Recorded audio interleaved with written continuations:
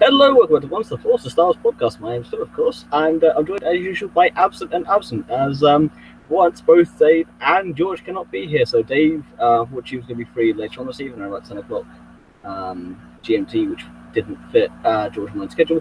And unfortunately, George has just dropped to me just before we go live that he can't join either. So sadly, for our 100th video, yes, we have reached 100 videos already on this channel. It's just me. So yeah, you've got the Phill show tonight, with quite a long schedule. So thank you guys for that one for leaving me by myself to do that. So hello to you all out there in the comments section. Don't forget to like, share, subscribe, comment down below, and I'll be happy to answer any questions as we go along. So might as well jump straight into the show. First bit of news we've got is Star Wars Resistance and Vader Immortal have been nominated for Emmys. So the teams behind Resistance and the VR series Vader Immortal Episode 1, who have received 71st Emmy nominations in the Outstanding Children's Program and Outstanding Innovation in Interactive Media categories, respectively. Both these awards will be given out on September 22nd. Hopefully, they'll get that, especially Resistance. Resistance is one of those shows that Dave, as you know, likes. I love it. George vehemently disagrees with both of our opinions on that one, but hopefully sooner rather than later he'll get back to watching the whole thing and he will see the error of his ways.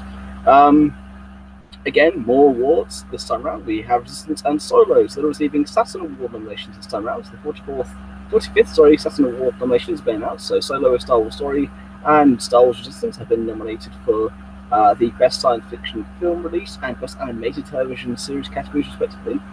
So again, good all round for nominations this time around for Star Wars. Again, more awards cropping up. We actually have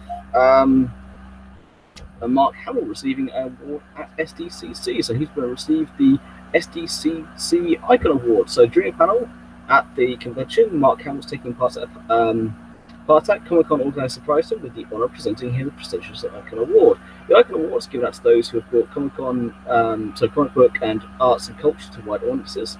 So George Lucas and Stan Lee have been previous winners of that. When accepting the award, Hamill said, if it weren't for you, I certainly wouldn't be standing here. I started to come to these cons years before I met George Lucas. I remember when I was at a con, so they were like, did you hear it's about 5,000 people to you? Like, great, wow, how many women? And then he wants to thank you very much. I want to you to remember I'm your buddy until the end. He wanted to do a little singing and dancing routine until the end there. And then he went on to preview, I can't remember what the panel actually was about for that particular one.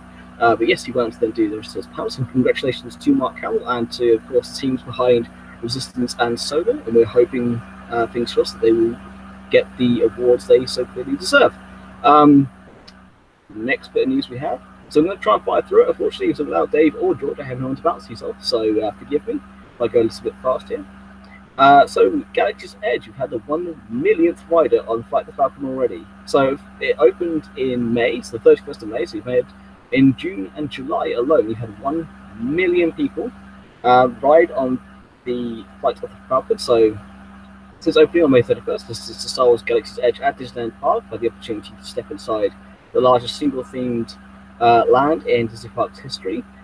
Guests have been raving about many immersive experiences to explore the remote planet of Batuu, including blasting across the galaxy aboard the Millennium Falcon as Sprinkles Run,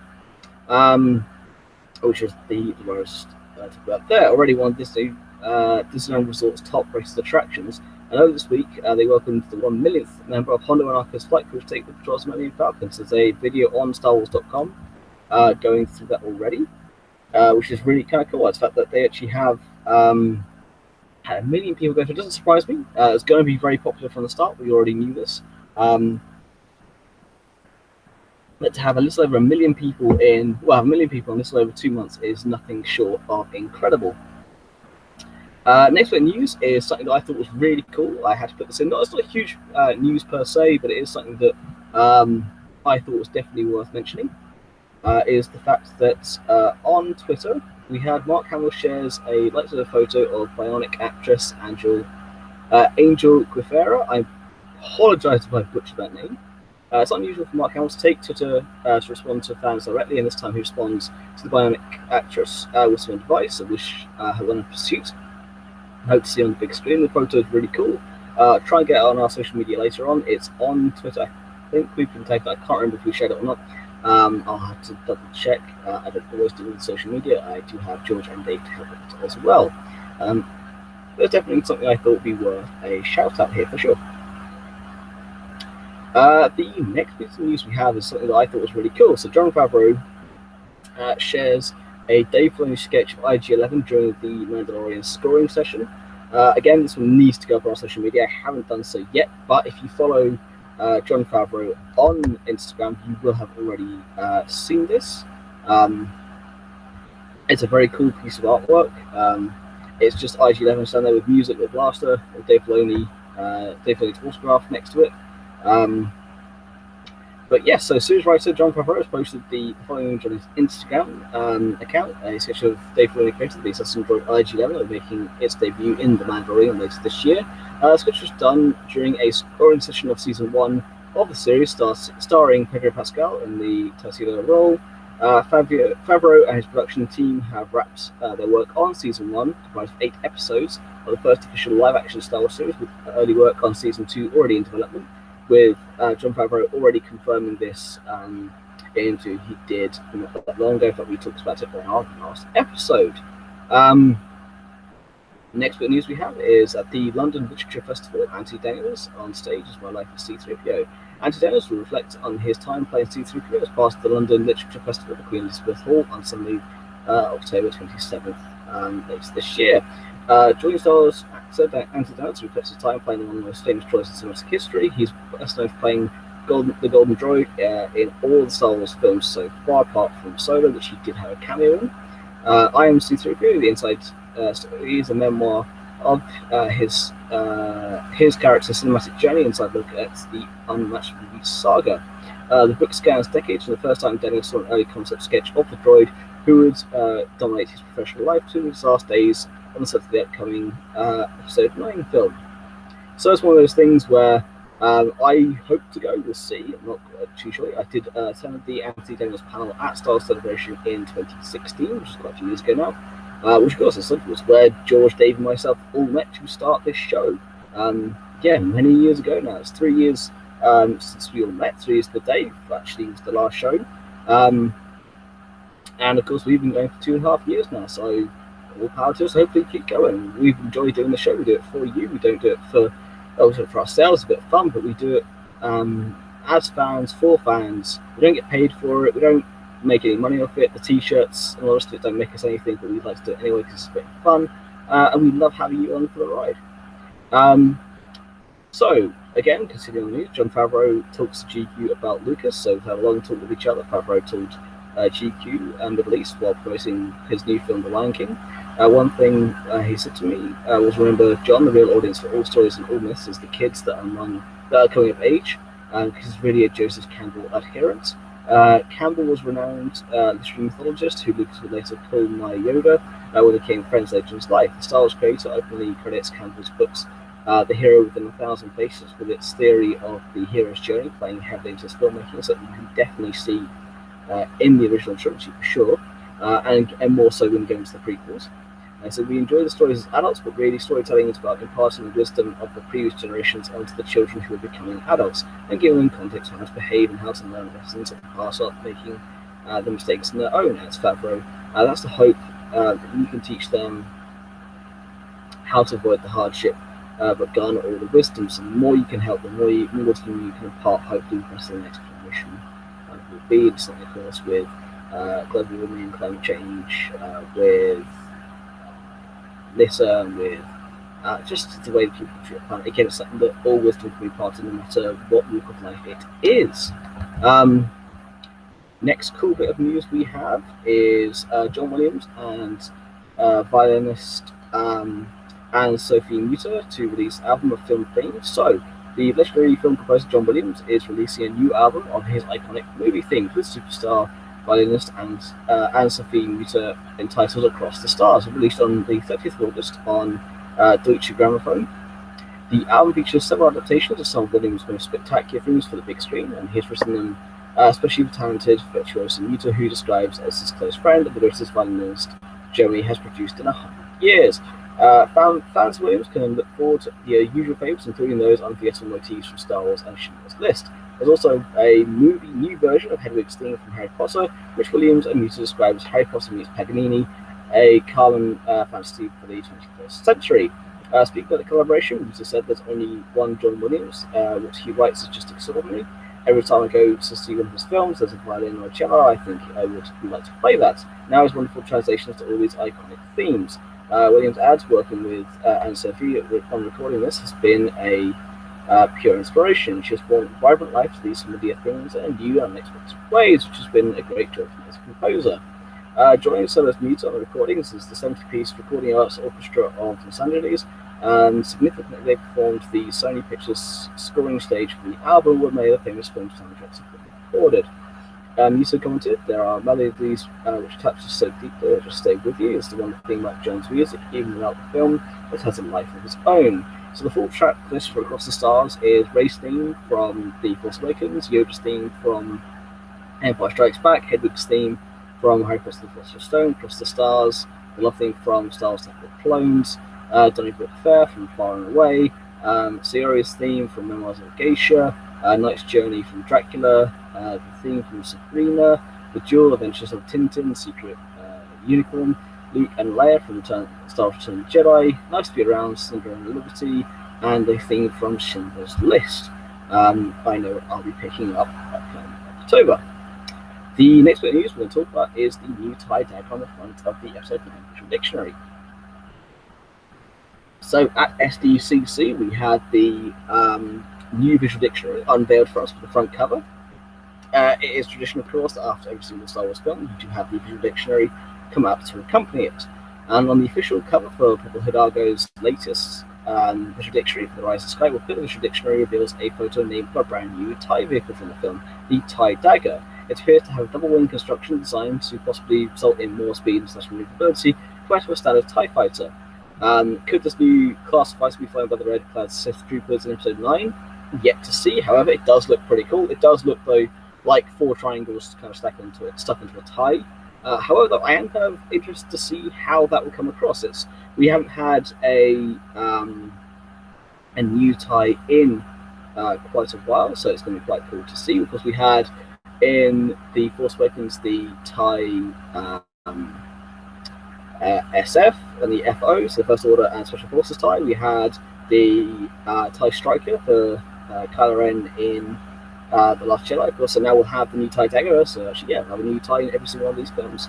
I do love the new ships on the live. Some of those X-Wing is always cool to see what they're going to bring to the table.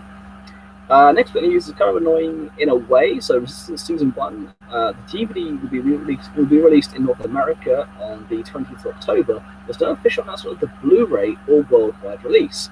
Now, this is very strange to me, that they're announcing the DVD but not the Blu-ray, which in this day and age is extremely rare, with films have been released in 4K as well, so they're pushing it on the Blu-ray, but 4K.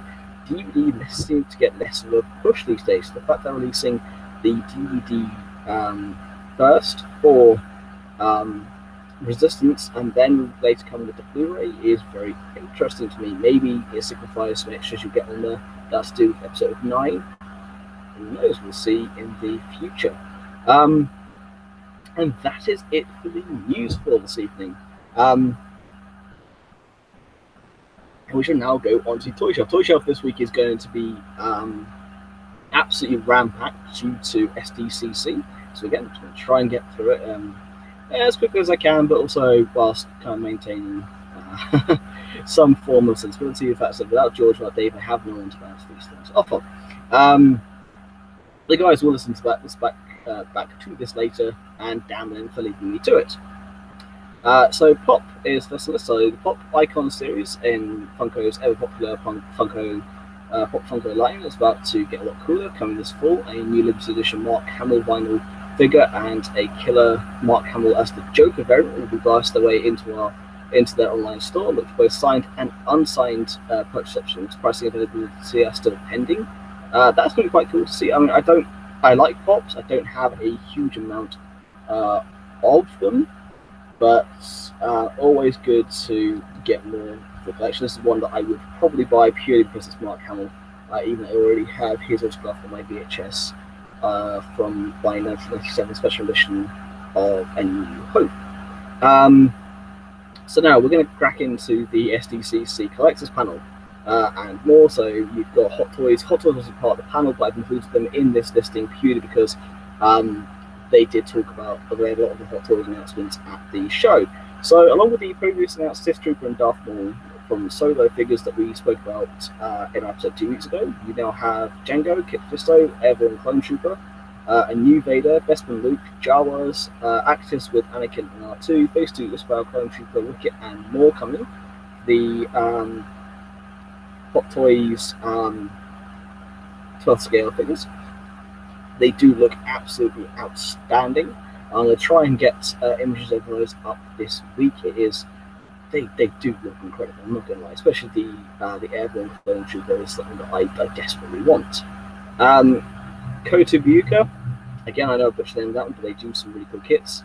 So Kota Buka, the Artifacts series they do, so you've got Luke Skywalker, X-Wing Pilot, the Stormtrooper, Sith Trooper 2-pack, and the Artist series Raids and Light and Kylo Ren Cloaked and Shadows figures. The Rey and the Ren figures do look incredible, I'm not going to lie to you, they're so beautiful. So we have also now the first announcement from Dumb Select / Gentleman Giant. Now, if you remember, I assume we were talking in one of our shows about the fact that Dumb Select Toys had bought all the rights to Gentle Giant and their busts and all of their manufacturing tools and everything else, and we can now see the fruits of that labour here at SDCC, with their brand new releases being Rey from the Force Awakens statue featuring her sitting outside the fallen 8080. Does look really cool. Luke Skywalker from New Hope statue featuring him staring up towards Twin Suns and Tatooine. A Grand Moff Tarkin mini bust. A Kenner Jumbo C-3PO figure for the Empire Strikes Back with removable limbs and carry bag. I do actually have the original Kenner Empire Strikes Back 3PO with detachable legs and carry bag as well, which is kind of really cool. And you've got the Legends in 3 Dimensions line half-scale bust debuts with some Dumb Select Toys with the TIE Fighter pilot and Darth Maul and Darth Vader. Again, all new, all cool, all singing, all dancing. We'll try and get pictures of those up on our social media at some point this week. We're going to now move swiftly on to EFX collectibles.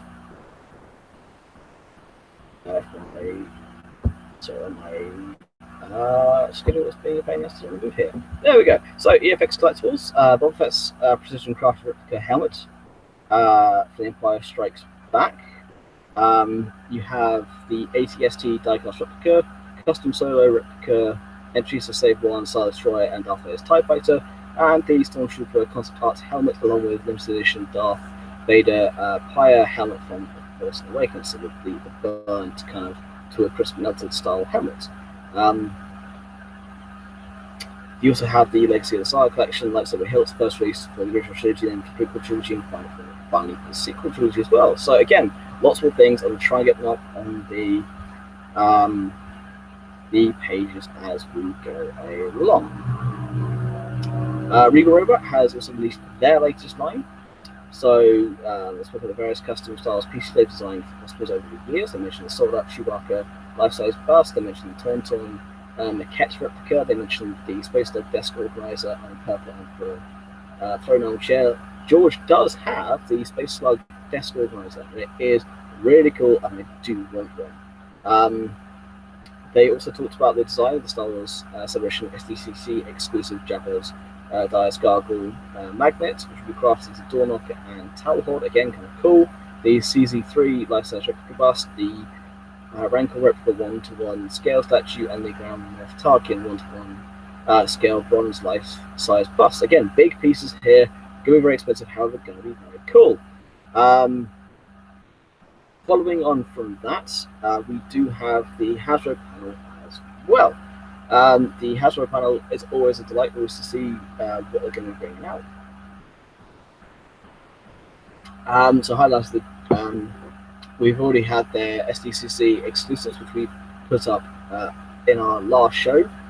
And in fact, when I was at London Film Comic Con, SDCC, last weekend, I did pick up the prototype Vader, because I wanted. They didn't have the triple pack and only the vintage collection for Luke, which is very disappointing because I really wanted those. Apparently, they said about the website. The second, I did look. As soon as I found out there was the website, but I couldn't get my hands on them then. It's kind of sad. However, they've talked more about the Boba Fett figure celebrating the 40th anniversary of The Empire Strikes Back, to be highly detailed. There's no details on this October's Triple Force Friday merchandise, so we will see more stuff coming soon, but I can imagine after maybe a second trailer.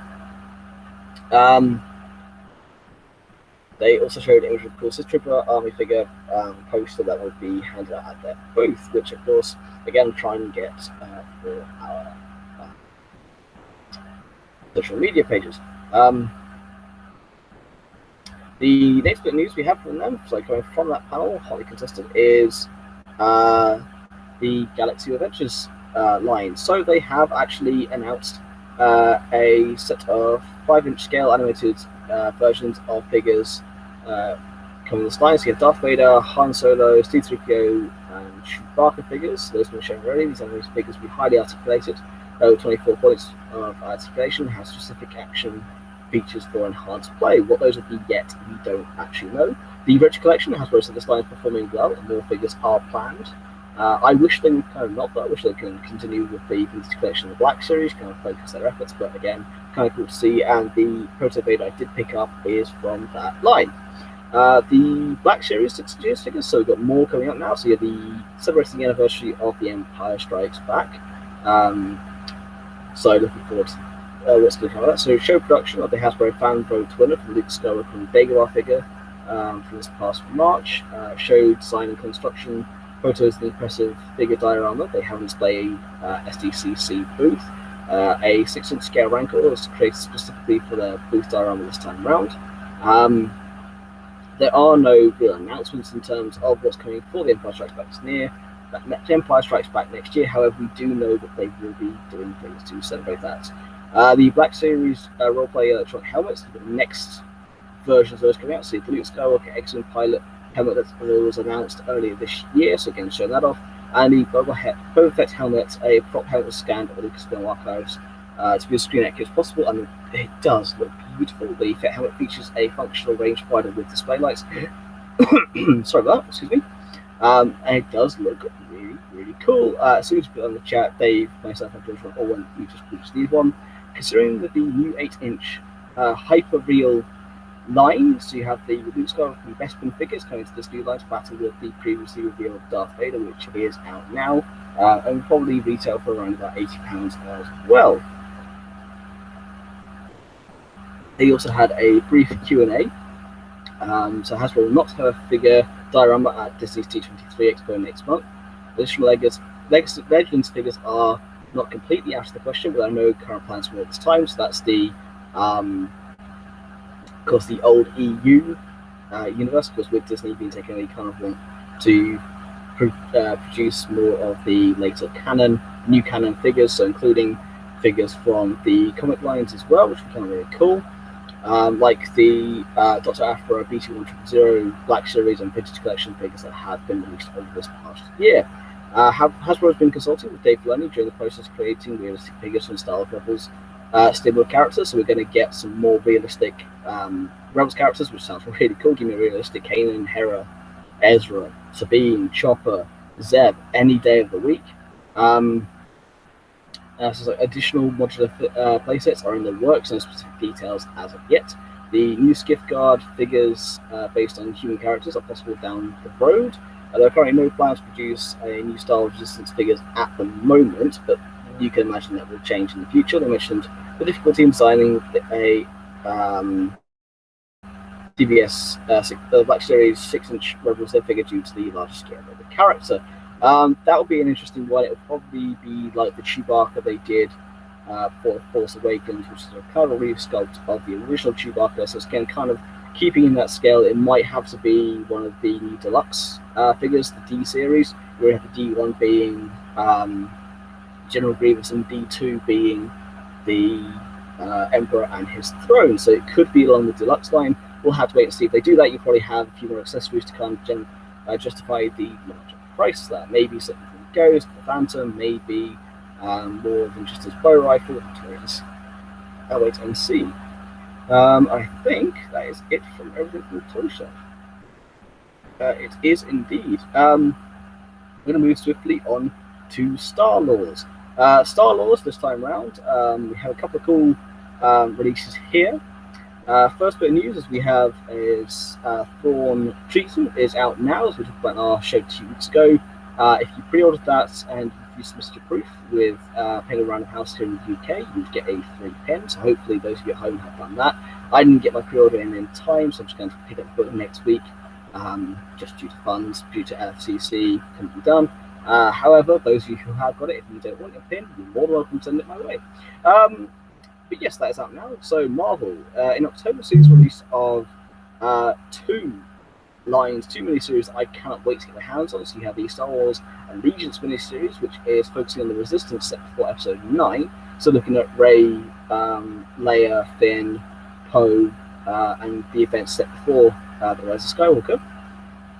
And you have another one, which is Star Wars: The Rise of Kylo Ren, which is another miniseries set before Episode 7. So this is looking at the Knights of Ren, how Kylo came to be.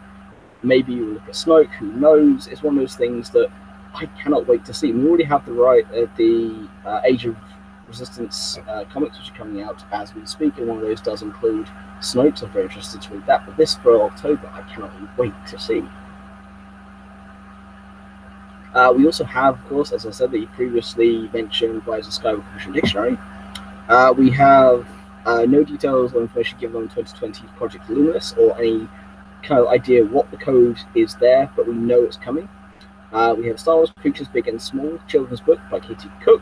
The Skywalker Saga by Dara Dawson recounts the legendary saga in a fairy tale type way and does actually fold out in a pop-up fashion to actually depicts the Skywalker Saga. It does look really cool. Like if you could actually pop up the entire thing into a giant map of the events of the films, which I think is really cool, and can't wait to see that in reality. Star Wars Myths and Fables by George Martin includes a total of 9 stories, and again, it looks really cool. We found out the Thrawn Treason set during the events of Season 4 of Rebels, so again, really interested to see what that entails. So I'll be reading that next week and I'll let you know what I think. Del Rey will be releasing a print version of Dooku Jedi Lost on October 1st. That is, of course, the audio book that is out now, set around the tale of how Count Dooku came to be Darth Tyrannus. IDW is set to return to Vader's Castle. That was an extremely popular series they did last year, and one that I enjoyed very much. I always love reading the Darth Vader series. I always, especially if it's been like, for example, your Target Vader that's out at the moment, you have Vader's Castle, you have Dark Visions, and you've had the 2 main Darth Vader series. So the 2 main Darth Vader series from Marvel, the Target Vaders from Marvel, the Dark Visions again is from Marvel, the Vader's Castle is from IDW, and of course they're returning to it later this year. So that's going to be in October. October 1st you'll have so you'll have Return to the Castle. So again, looking forward to seeing that. And then of course coming in October, so to coincide with the Triple Force Friday releases, you will have the Journey to the Rise of Skywalker publishing program titles right then.